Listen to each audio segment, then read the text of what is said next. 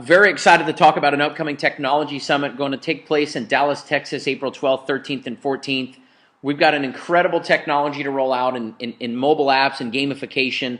What we want to talk about over the next 15, 18, 20 minutes is really what it would be like if we could build a community where for the very first time there was true transparency in business, in social networking, in apps, and in network marketing. What I'm talking about is the ability to really gauge the magnitude of our social graph and our social network.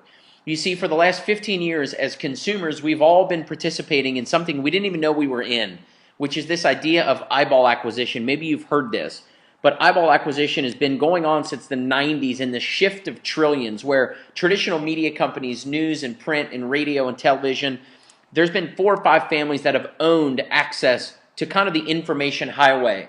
And then when the internet came out, it totally changed it. In 1996, Hotmail.com opened up their doors and started the company. 18 months later, a couple 20-year-old kids, by the way, 18 months later, the company sells for $420 million. Why? What's the value of eyeballs? Well, in Hotmail's case, it was worth $400 million. And then after that, MySpace sells to Rupert Murdoch in 2005 for $580 million. Facebook opens up, Twitter opens up, YouTube opens up. And the values for these companies have been unbelievable. It's been astonishing. It's not about the revenue that they create, it's about the eyeballs that they acquire. Because if you think about it, Facebook has never charged any of us to use Facebook. Instagram had never raised $1 in revenue. They've never sold anything, but they sold to Facebook for $1 billion. Why? Eyeballs. Today's real estate values aren't in houses, they're not in locations or mansions, they're in cell phones. Because people's phones are glued to their faces.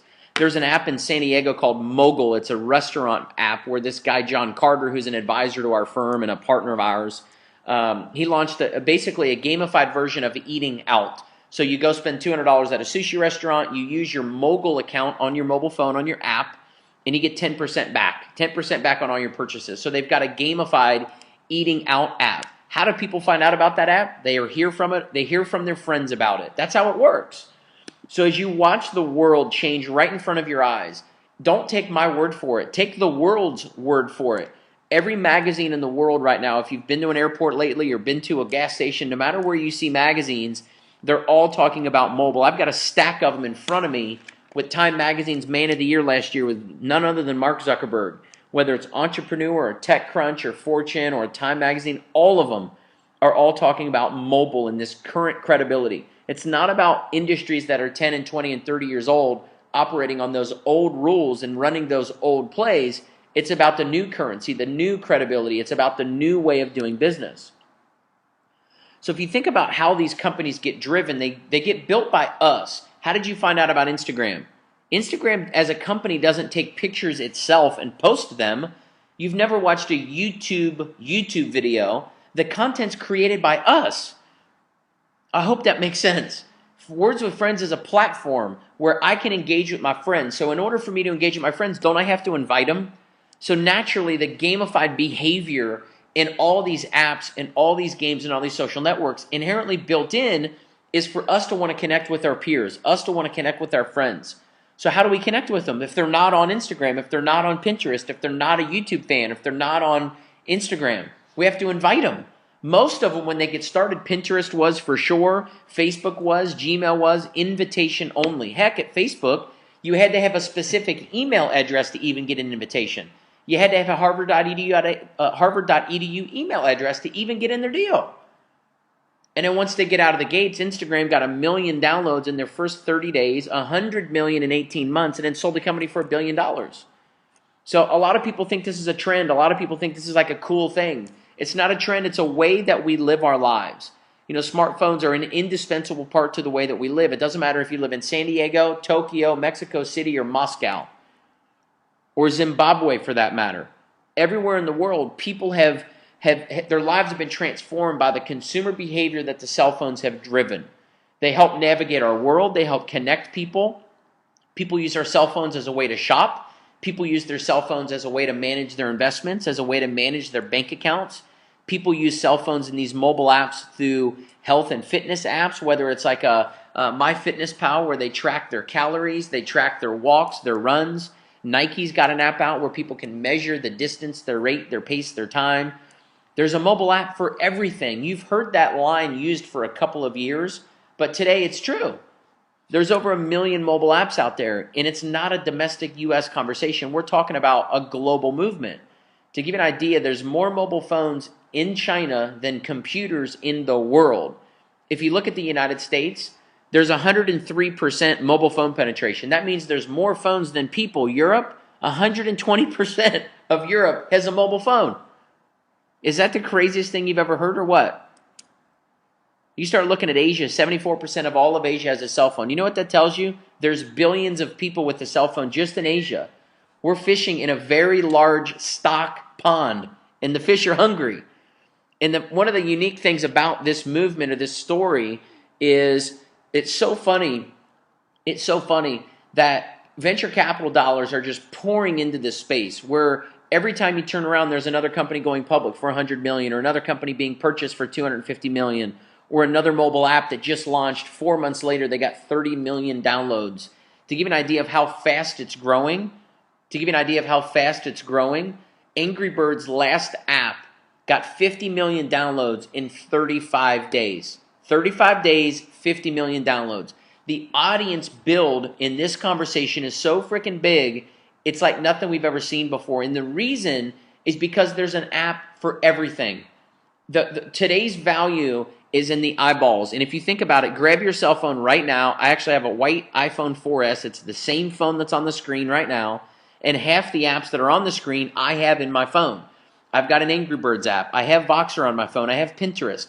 I have Gas Buddy because I never want to pay too much for gas. Gas Buddy tells me where to get the cheapest gas. I have Pandora because I don't listen to the radio because it's full of crappy commercials. I have Ticketmaster because I have an in-app alert system, and I've checked all the bands that I like, and I get alerted anytime they ever come to California. I play Jeopardy on my phone. I have TripAdvisor on my phone, so I always know where to eat cool restaurants, stay at cool hotels. I've got apps on my phone like Send It Social, which is an app where I can send gifts to my friends through an app. If I want to send a martini to you across the country, I can do it without ever leaving my phone. That's the world that we're in. Our world has completely been appified. And if you think about some of the uniquenesses of some of the apps, this is an app called Giftly. Think about how much revenue is being generated from the apps. It's not just a free app and it's a cheesy little way that people can chat or play games with each other. Apps are real business. This is an app that just raised another few $1 million. It's an app that you can send gifts to people all around the world, not just for Christmas. I'm talking everyday stuff. You can send a gift card to a sushi restaurant. You can send a cup of coffee to somebody on the other side of the world in Tokyo. And you can do it right from your phone, right to their phone. And it's the easiest thing to do. But think about how much commerce, how much revenue is flowing through a community like that. Imagine being able to send gifts to your friends and get paid to do it. Imagine to introduce your friends to an app community where when they download gifts, they buy gifts, they send gifts, you get paid off of all of it. So now instead of being in just skincare or just weight loss or just real estate or just finance, you can build an app community that has apps in all industries. And you get a little sliver off of all of them, almost like a toll booth. Every single dollar that flows through there, pop, pop, pop, pop, pop, pop, you get a piece of all of it. Think of how sick that would be. So to me, the thing that powers this entire conversation isn't the apps themselves, it's the behavior that drives the apps. People always say compensation drives behavior, but what behavior does that compensation plan drive? Think about games. How in the world does Farmville get $3 million in revenue every single day? It's a fake farm with fake farmers, fake squash, fake rewards, fake prizes, and fake money. But they're generating real dollars, $3 million a day. You know why? They've got tens of millions of people plugged into it every single day. Every single day. Why? Social connection, interaction. People want to be a part of a community. People want to be challenged. They want to be rewarded. They want to be recognized. And all of those things exist inside of Farmville. What is Farmville? It's a game. The behavior that games create. The number one rule for a game, it's got to be fun. But the best games are the games that are helpful and useful. So imagine if we could gamify app sharing. What if we could build an incentive model to where your mission was to go out and open the eyes of other people? Add gamification on top of building a business. That's what we're talking about doing. And what's so cool about it is it's a completely fresh perspective with points and downloads and games and rewards. Download apps, refer your friends, earn rewards. Very, very simple concept. It's been done in so many other industries. Think about it. What airline do you fly? And why do you fly that airline? Do you have points? Do you get miles? How about your credit card? What about the credit card commercials on television all the time that if you use this credit card, you get 5% back, 5% cash back on your credit card? That's gamification. You've been gamified. The whole world has been gamified. Restaurants, credit cards, hotels, shopping, loyalty rewards cards, buy 10 foot-long sandwiches, get your 11th one free. That's a game. That's gamification. So what's so strong about a group of people collectively with collaboration in a transparent world, one person can change the world. The power of one to change many. And it only starts with one person. That's how Facebook started. One guy, Mark Zuckerberg, told his 4 roommates. His 4 roommates, one of them was in a fraternity. He told his 15 fraternity buddies, and it blew up. A few months later, they were all over every Ivy League school. A handful of months later, they're all over every college. A handful of years later, they're at 500 million people. In 2013, they're over 1 billion. 8 or 9-year-old company started by a 20-year-old kid. How in the world did it happen? Started with one guy, changed the world. And it's all about, in our world, transparency. Nobody made any dollars in Facebook. There's people in Facebook that were one of the first 500 people to download it and get on the website. They've got 100 million people in their group. They don't even know it because Facebook's not transparent. Some of the very first people to download Instagram and share it on their Twitter pages. Do you know how many people downloaded Instagram because they saw them post something on Twitter? Well, you'd never know because Twitter doesn't tell you. You have no idea. Instagram doesn't tell you. You know how many people that you've introduced to LinkedIn have told other people? It shows you through 2 levels how many connections you have, but it stops. Could you imagine if you could actually see how big of an audience you really have, how powerful and influential you truly are? What if we added dollars to the back end of that? Do you think people would get excited about that? It really is time to reward people for their social graph. In today's world, true value is in the audience. True value is in the community. True value is in being able to build a community of people who spend time engaged in your community. And it's not on a website anymore. Facebook came out a handful of months ago and said their biggest mistake was that they didn't become a mobile company faster. They launched the domestic US as a website in 2004. Mobile apps didn't even come out until 2009. That's when the App Store came out. So for 5 years, they fiddle-farted around on the internet. And then all of a sudden, once the mobile app came out, it exploded. Because we're in a mobile world. So if what we've covered so far has made some sense, if it's intrigued you, which in the last 12 minutes, I don't know how you wouldn't be able to get excited about the idea of a gamified mobile app sharing network with real rewards around the entire world. This is not a domestic conversation. This is a 38-country day 1 launch in 6 languages. So the game is absolutely on. It's on like Donkey Kong.